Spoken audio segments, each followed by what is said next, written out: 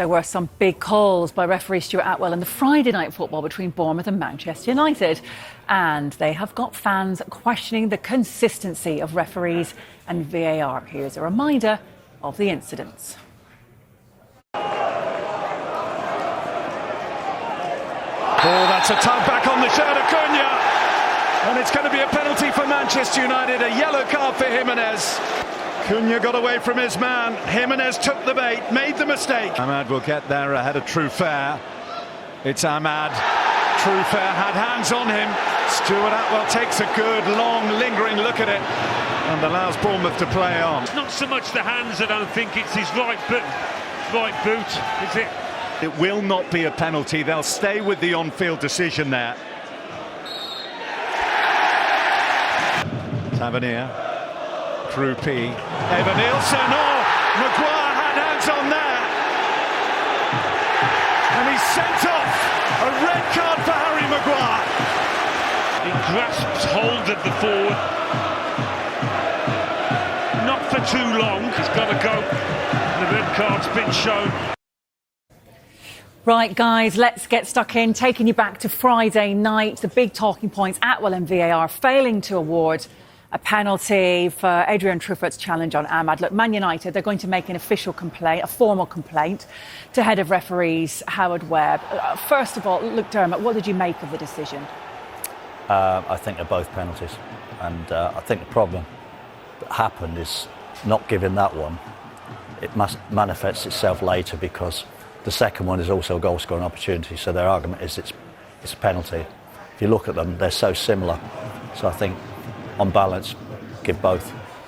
And look, because Christie goes up the other end and scores, does that get the officials out of making a big decision on the Ahmed penalty appeal? It's just an unfortunate consequence, isn't it, Hayley, that, you look at that. The referee has got the most perfect position. If you look, it's not quite in this picture here, but he's looking straight at it. And in fairness, he waved it away straight away. Ball goes up the other end, it goes to the net. Ironically, the VAR is still checking the decision when the ball goes in the net. So why wouldn't they have just told him that he's made a mistake? Well, they can't tell him he's made a mistake. What they can say is it a clear and obvious error? And Stuart's obviously fed back to them. I don't think it's enough of a shove. I don't think there's enough in it. They look at it and they back the referee. But like you said there, Derms, the referee is in a great position to see everything. And, when you look at it, I had some friends saying, oh, it's soft, he's gone down too easy. Amad Diallo must be about, 5'6", right? And the defender's obviously in the wrong position and he's shoved him.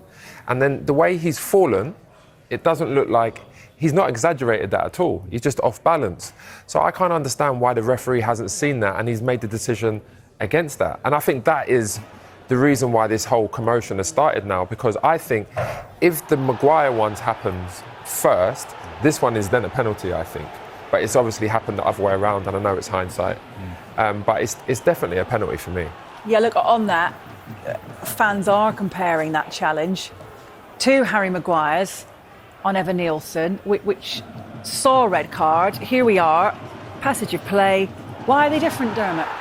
Well, that's what I said, Hayley. If you look at it, this one is slightly different. It's a goal-scoring opportunity, but you look at the way he does it. It's almost when you see them together, you say, well, either they're both penalties or neither of them are penalties, because whichever way the referee jumps, people would expect him to jump the same way twice. In fairness, he may well think later, well, I've learnt from the first one. Looks back and says, well, this one is, I can't repeat the mistake. Again, I would like to hear the referee come out and say something based upon that. Yeah. Like the referee in Germany did last week. He said he made a mistake. I think, no one likes to see mistakes, but it will make things better if the referee came out and said that. But I think this one here was Evan Nielsen's brilliance, by the way. It was a great first touch, and he's touched it back where Maguire doesn't want to go. I think there's less contact with that one than the Diallo one, but I think Evan Nielsen's first touch has made him get in that position. So it was great play from him, but I think both of them are penalties. And what we call for every week is consistency. Is this issue about referee consistency? Or is it VAR just meant to spot clear and obvious errors?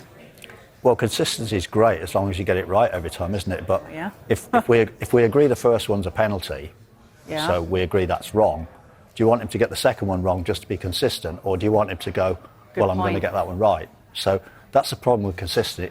It's brilliant if it does what you want, but it's like VAR. VAR is great if it gives the decision you want. Yeah, an issue with how VAR is applied, because you just want that right decision, don't you? And that's why it's there, isn't it? So you can get that right decision. You know, especially how long these people take at VAR. That if you're rewinding it and seeing it and checking it, speaking to your colleagues, I don't understand why there's a lot of wrong decisions. And again, a lot of these decisions for me that they do get wrong are common sense. And you know, it's not me being disrespectful to the referees, but I think that when you've played the game, I think the better referees, in my opinion, are the ones that actually have an understanding of the game because they've played it.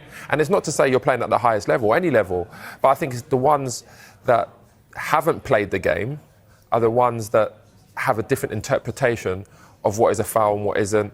And I think that's where the game comes into the inconsistent things we don't want to see. I think, though, you've got to be careful that VAR isn't a panacea. It's not there to get everything right, and it never will. A VAR is there to correct the Thierry Henry handball, if you like, in the World Cup.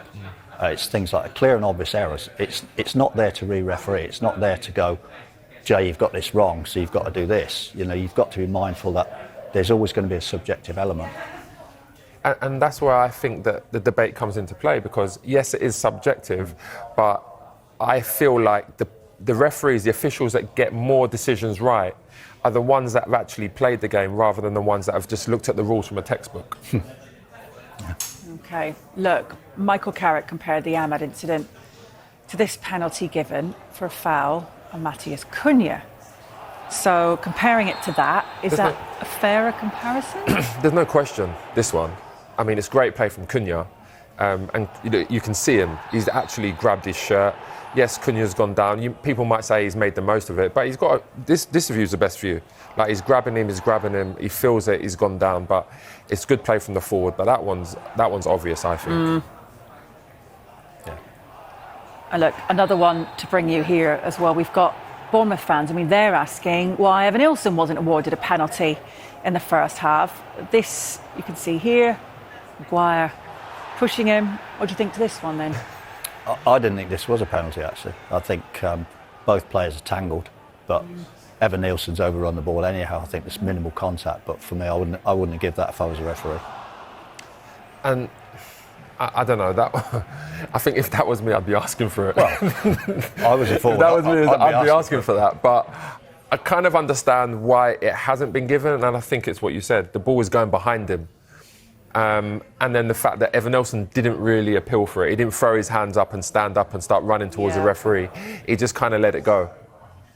Now, Manchester United stuttered ever so slightly in their quest for Champions League football, drawing 2-2 against Bournemouth on the Friday night football. However, they remain in third place in the Premier League and well on course to make Europe's premium competition. I mean, 7 games left. What form they've been in, they will qualify for Champions League now. I don't worry about Man United qualifying. 100% Man United will qualify. I thought against Bournemouth they were good. It was only Harry Maguire getting sent off which changed the game, to be fair. Other than that, Bournemouth were good though. Bournemouth arguably they could have had 2 penalties. Yeah. And I think if you give the Evan Nilsson one, you have to give the Amad Diallo one. So yeah, I agree with you. But Bournemouth were good on the night for sure. But Man United have that X factor where Cunha gets the penalty, Bruno, and then Christie gets, and then there's an own goal here. He's unfortunate. Hill, it just hits him. And it goes into the net. This was Harry Maguire's. I did, the way he celebrated. And then you see the replay, it's obviously Hill. And then obviously we've not seen the incident, but Krupi puts the penalty away. And I think if that's a penalty, then the one against Amad Diallo from True Fair is a penalty as well. So that's the inconsistency from VAR and the referees. But yeah, I'm not going to highlight it, but I just have. But let me tell you, it's a big result. I think it's a tough place to go. Of course it is. They are the draw specialist, it seems. And they've got good players and a top manager as well. Maybe on reflection, United can look at it and say, going down to 10 men? We've got a point from it. At least we didn't concede a late Bournemouth winner. Yeah, going down to 10 players, it's a good result, to be fair. And that's Opta. And you know what I'm like with Opta, because Opta can get it wrong sometimes. But, I think Opta, that could be right then with Opta. You're in agreement, are you? Yeah, it could be right. Yeah, because Villa have got some good games coming up at the moment. And this goes to say Chelsea are going to miss out then. So if you think that's right, There are 10 points behind Arsenal and City, by the way, in that Opta predictor. No. No, you don't agree with No, that? Opta's wrong. It's only going to be 3 points come the end of the season, not 10. Yeah, so Opta's wrong. Sorry, Opta. Yeah, you get it right buckle up, guys. 3 points in it then. Yeah. Right, just lastly then on Manchester United, look, if they do qualify for Champions League football, does Carrick get the job?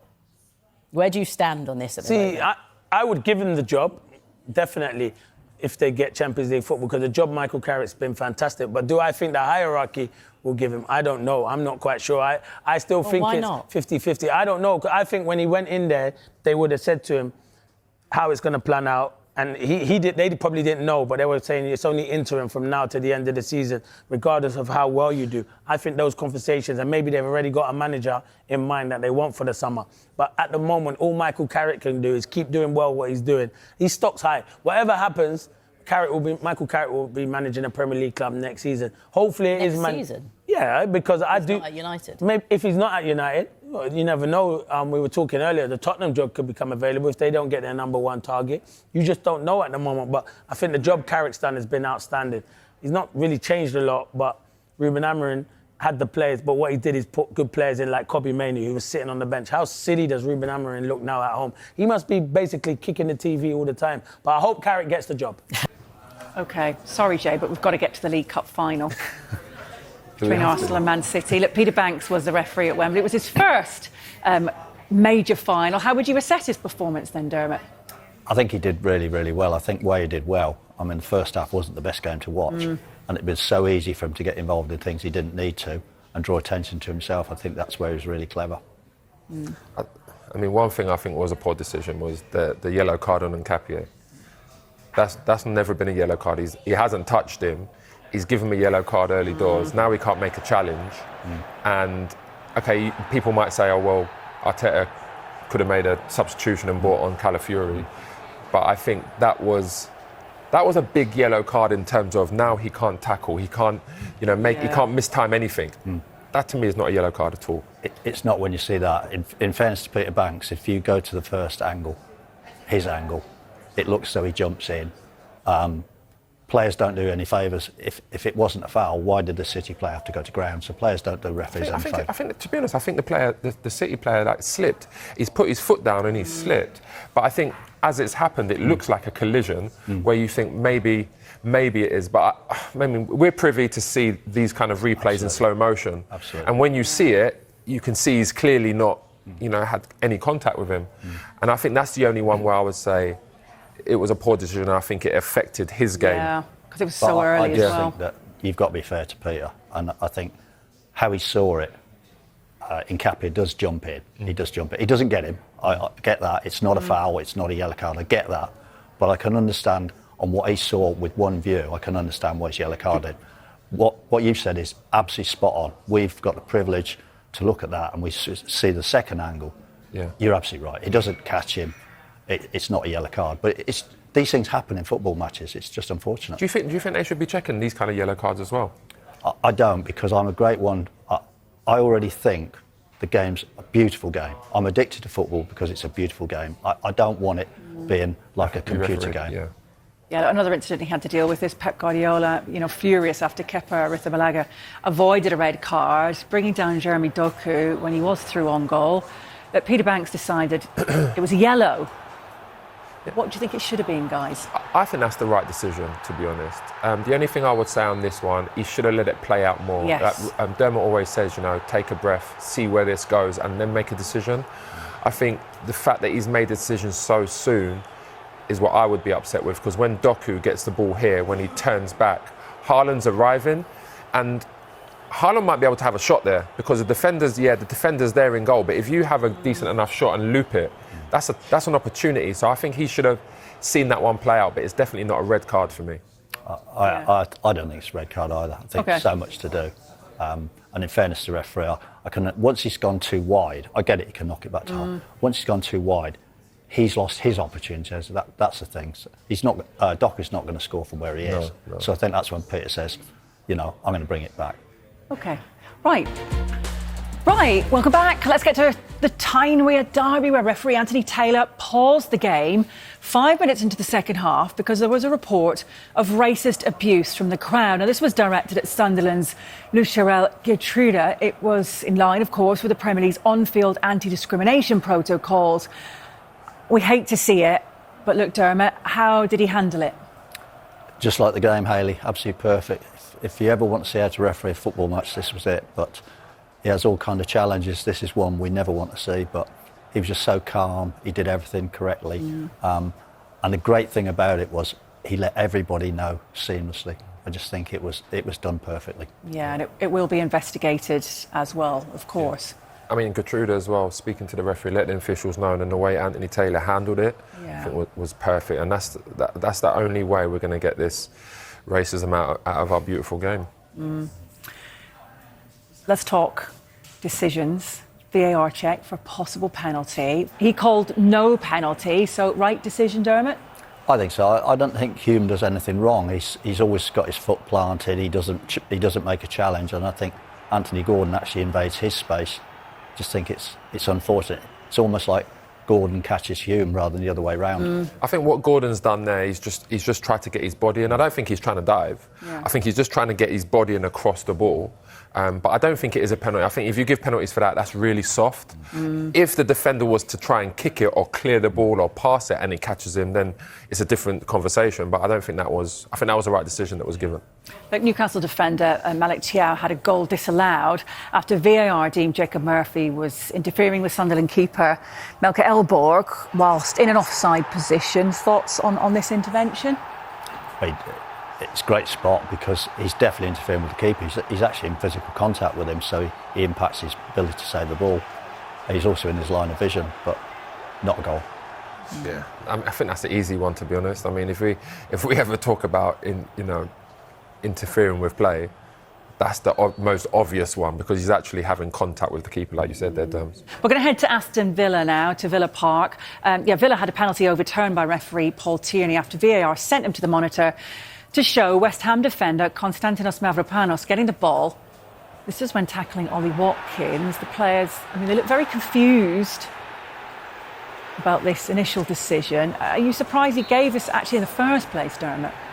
I was actually, Hayley, because I always say look for the clues, and the clue for me is the ball. That if you look where the ball goes, and it goes a long, long way, I would suggest that Watkins couldn't possibly play that ball that way and wouldn't want to play that ball that way there.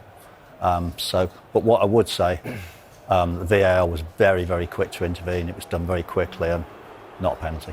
I don't understand how the referee hasn't seen that. He was in a good position. But if we can see that again, I think the only thing that he can give a foul for was when the ball was initially played. Now, if he gives a foul for that, if Watkins stops, he'll get a foul for that. But as soon as he goes into the box, Mavropanos has made an unbelievable challenge. And I don't understand why he's close to that as well. I don't understand how he gets that wrong. VAR shouldn't even need to get involved there. He should be doing his job better. Scott Parker, he couldn't fathom why his side weren't awarded a penalty. The ball struck Calvin Bassey's arm because the ball was going in the goal. Why wasn't his given? Actually, does he make a good point here then, Parker, Dermot? This, to me, is the vagary of handball, isn't it? Bassey's falling, there's no doubt about that. His arm's supporting his body. We all know that if your arm's supporting your body and it strikes your arm, it's not going to be given. The converse argument is it's going in the goal, so should it be a penalty? It has to be given, you say, but one counterbalances the other, doesn't it? So I think it's a massive dilemma for the referee. He says no because his arm's on the floor. But they could be making their job a lot easier, where just say whether you're trying to put your arm down to balance yourself or land or break your fall or whatever, if the ball hits your arm and it's going in the goal, it's a penalty. I think Scott Parker's absolutely right. That should be a penalty all day long because the ball is going in the goal. But be fair to the referee. Yeah. He's instructed because don't forget, before they changed the law, before they changed the rule, that was always going to be handball.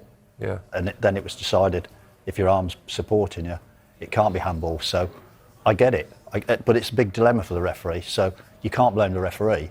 It's the tools he's got. Right. Was there any doubt about the Fulham penalty then and the red card shown to Burnley's Josh Laurent? always going to be a penalty, Haley, always going to be a red card because Jimenez is through. You know, he's pushed over, it's caused him to lose his balance, doesn't get his shot on target. He doesn't go for the ball. You know, upper body movement, very hard to say you've ever made a genuine attempt for the ball. He's trying to put him off, isn't he? Yeah. That's what he's trying to do. And, you know, in fairness, he probably has put him off because he probably would have slotted that in the goal. But, I mean, it's definitely the right decision. Yeah. Penalty it is. Burnley players, they weren't happy with Jimenez's run-up for the penalty. Do they have a case? This is interesting. Because he's This broken is any interesting rules? because, I mean, you can't stop, right? That's the rule when you run up to a penalty. Is that correct? No. You can stop. Yes. You can completely stop. You can't stop when you address the ball. You can check your run up, but once you address the ball, you can't. I couldn't run up and the goalkeeper moves and then roll it in the other corner. So, but you can kind of run up and then kind of stop like that and then run forward. Yeah. Okay. Okay, well, if that's the rules, then that's the rule. To be honest, I didn't know that rule either. I thought you just couldn't stop on your way up to the ball. Once you address the ball, you've got to kick it. Okay, that's interesting. So you learn something new every day. Yeah. There you go. Done. Okay.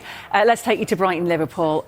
We have Arne Slot feeling that Brighton winger Yankuba Minte should have been shown second yellow card and sent off for diving. This is refereed by Darren England. It came after going down in the box. This was a challenge from Jeremy Frimpong. What did you think, Dermot?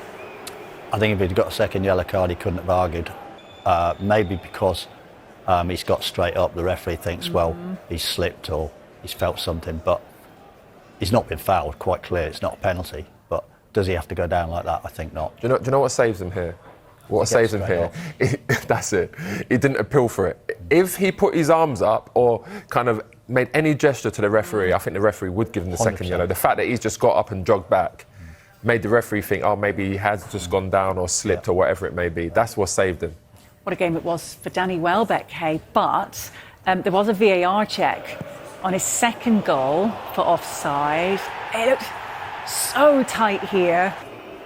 Oh, how much credit should the assistant get, actually, Dermot? Fantastic. Jay's going to say he's guessed. Of course he has. Of course he has. It's like an inch. What I would say, it's tough enough to defend a referee when he's got something wrong. It's impossible to stand there and say something about a referee when he's got it right. So credit to the assistant. Do you know what it's credit to VAR. I'm going to give the credit to VAR. They've made the right decision in the end. But VAR only confirmed the decision. It didn't make the decision.